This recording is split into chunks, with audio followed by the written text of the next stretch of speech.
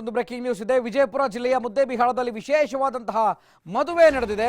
ವರನಿಗೆ ವಧುವಿನಿಂದಲೇ ಮಾಂಗಲ್ಯ ಧಾರಣೆಯನ್ನ ಮಾಡಲಾಗಿದೆ. ಎಲ್ಲಿಯೂ ಕೂಡ ಕಂಡು ಕೇಳರಿಯದಂತಹ ಒಂದು ಘಟನೆ ನಡೆದಿರುವಂಥದ್ದು ವಿಜಯಪುರದಲ್ಲಿ ನಾಲತವಾಡ ಪಟ್ಟಣದಲ್ಲಿ ನಡೆದಂತಹ ವಿಶಿಷ್ಟವಾದ ಮದುವೆ ಇದು. ಸೊ ಅಲ್ಲಿ ವಧು ವರನಿಗೆ ಮಾಂಗಲ್ಯ ಧಾರಣೆಯನ್ನ ಮಾಡಿದ್ದಾಳೆ. ವಿಜಯಪುರದಲ್ಲಿ ನಡೆದಿರುವಂತಹ ಮದುವೆ ಇದು. ಸೊ ಒಂದು ವಿಶೇಷವಾದಂತಹ ಮದುವೆ ನಡೆದಿದೆ. ನಾತಲವಾಡ ಪಟ್ಟಣದಲ್ಲಿ ನಡೆದಿರುವಂತಹ ಘಟನೆಯ ಮದುವೆ ಇದು. ವಿಶಿಷ್ಟವಾಗಿ ಇಲ್ಲಿ ಮಾಂಗಲ್ಯ ಧಾರಣೆಯನ್ನ ವರನಿಗೆ ನಡೆಸಲಾಗಿದೆ. ಸೊ ಇದು ಒಂದು ವಿಶೇಷವಾದಂತಾನೆ ಹೇಳಬಹುದು. ಪ್ರಭುರಾಜ್ ಹಾಗೆ ಅಂಕಿತಾ ಮತ್ತು ಅಮಿತ್ ಮತ್ತು ಪ್ರಿಯಾ ನಡುವೆ ನಡೆದಂತಹ ಮದುವೆ ಇದು.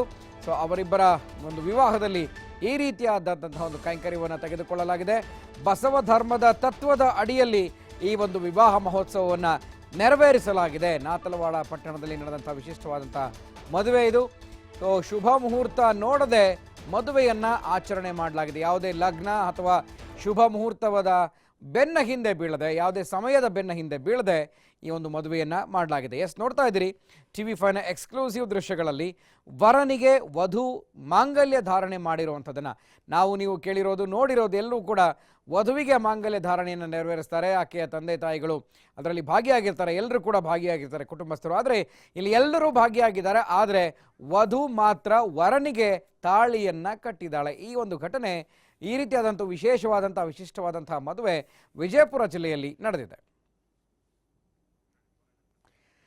ನಮ್ಮ ವಿಜಯಪುರ ಪ್ರತಿನಿಧಿ ಶರಣು ಮಸಳಿ ಮತ್ತಷ್ಟು ಮಾಹಿತಿಯನ್ನು ಕೊಡ್ತಾರೆ. ಶರಣು, ಬಸವ ಧರ್ಮದ ತತ್ವದ ಆಧಾರದಲ್ಲಿ ಈ ಒಂದು ಮುಹೂರ್ತವನ್ನ ನೋಡದೆ ವಿವಾಹವನ್ನು ವಿಶೇಷವಾಗಿ ನೆರವೇರಿಸಲಾಗಿದೆ. ಸೊ ಇಲ್ಲಿ ವರನಿಗೆ ತಾಳಿ ಕಟ್ಟಿರುವಂತಹ ಪ್ರಸಂಗ ನಡೆದಿದೆ. ಹೆಚ್ಚಿನ ಮಾಹಿತಿ ಏನಿದೆ ಇದರಲ್ಲಿ ಅಂತ? ಹೌದು ಗುರುಪ್ರಸಾದ್, ಈಗ ಮದುವೆ ಅಂದ್ರೆ ವಿಶೇಷವಾಗಿ ವಧುವಿಗೆ ವರ ತಾಳಿ ಕಟ್ಟುವ ಪದ್ಧತಿ ನಾವು ನೋಡಿದ್ದೇವೆ. ಆದ್ರೆ ಇಲ್ಲಿ ಬಸವ ತತ್ವ ಪ್ರಕಾರ ಮದುವೆ ನಡೆದಿದೆ ಅಂತ ಹೇಳ್ಬೋದು. ವಿಜಯಪುರ ಜಿಲ್ಲೆ ನಾಲ್ವತ್ತವಾಡ ಪಟ್ಟಣದಲ್ಲಿ ನಿನ್ನೆ ನಡೆದಂತ ಮದುವೆಯಲ್ಲಿ ಏನು ವರನಿಗೆ ವಧುನೆ ತಾಳಿ ಕಟ್ಟಿದಂತ ಪ್ರಸಂಗ ನಡೆದಿದೆ. ಇದು ಬಸವ ತತ್ವ ಪ್ರಕಾರ ನಡೆದಿರ್ತಕ್ಕಂತ ಮದುವೆ. ಮತ್ತೆ ಬಸವ 12ನೇ ಶತಮಾನದಲ್ಲಿ ಬಸವಣ್ಣ ಅವರು ಏನು ಕ್ರಾಂತಿ ಮಾಡಿದ್ರು, ಸಾಮಾಜಿಕ ನ್ಯಾಯ, ಸಾಮಾಜಿಕ ಹೋರಾಟದಲ್ಲಿ ಅವರು ತೊಡಗಿದ್ರು. ಅವರ ಪ್ರಕಾರ ಯಾವ ಜಾತ್ಯತೀತ ಮದುವೆಗಳು ಆಗ್ಬೇಕಂತ ಹೇಳಿದ್ರು. ಈ ಹಿನ್ನೆಲೆಯಲ್ಲಿ ಇಲ್ಲಿ ಎಲ್ಲಾ ಜಾತ್ಯತೀತ ಸ್ವಾಮಿಗಳು ಮತ್ತು ಬೇರೆ ಬೇರೆ ಸಮಾಜದ ಮುಖಂಡರು ಸಹ ಭಾಗವಹಿಸಿ ಮದುವೆಯನ್ನು ಮಾಡಿಸಿದ್ದಾರೆ ಅಂತ ಹೇಳ್ಬೋದು. ಇದು ಯಾವುದೇ ರೀತಿ ಮದುವೆಗೆ ಮುಹೂರ್ತ ನೋಡಿಲ್ಲ, ಮತ್ತೆ ತಾಳಿ ಕಟ್ಟಿಲ್ಲ. ಇಲ್ಲಿ ಒಂದು ರೀತಿಯಿಂದ ರುದ್ರಾಕ್ಷಿ ಪೋಣಿಸಿ ರುದ್ರಾಕ್ಷಿಯಿಂದ ಮಾಡಿರತಕ್ಕಂತ ತಾಳಿಯನ್ನೇ ವರನಿಗೆ ಕಟ್ಟಲಾಗಿದೆ. ಇದು 2 ಜೋಡಿಗಳ ಮದುವೆಯಲ್ಲಿ ನಡೆದಿದೆ ಅಂತ ಹೇಳ್ಬೋದು. ಒಟ್ಟಾರೆ ಈ ಮದುವೆ ನಡೆದಿರೋದು ಒಂದು ರೀತಿಯಿಂದ ವಿಜಯಪುರ ಜಿಲ್ಲೆಯಲ್ಲಿ ಏನು ಬಸವಣ್ಣವರು ಹುಟ್ಟಿದ ನಾಡು ಅಂತ ಹೇಳ್ತಾ ಇದ್ದಾರೆ.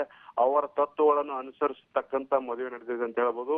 ಇದೇ ರೀತಿ ಎಲ್ಲರೂ ಮದುವೆ ಮಾಡ್ಕೊಳ್ಬೇಕು, ಯಾವುದೇ ಮುಹೂರ್ತ ನೋಡಬಾರ್ದು, ಮತ್ತೆ ಯಾವುದೇ ರೀತಿಯ ಜಾತಿ ನೋಡಬಾರ್ದು ಅಂತೇಳಿ ಇಲ್ಲಿ ಒಂದು ಸಾಮಾಜಿಕ ಸಂದೇಶವನ್ನು ರವಾನೆ ಮಾಡಿದ್ದಾರೆ.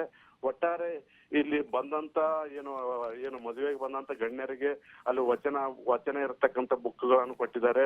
ಒಂದು ರೀತಿ ವಿಶಿಷ್ಟವಾಗಿ ಆಚರಣೆ ಮಾಡಿದಾರೆ ಅಂತ ಹೇಳ್ಬೋದು ಗುರುಪ್ರಸಾದ್. ಓಕೆ, ಥ್ಯಾಂಕ್ ಯು ಶರಣು ತಮ್ಮೆಲ್ಲ ಮಾಹಿತಿಗೆ.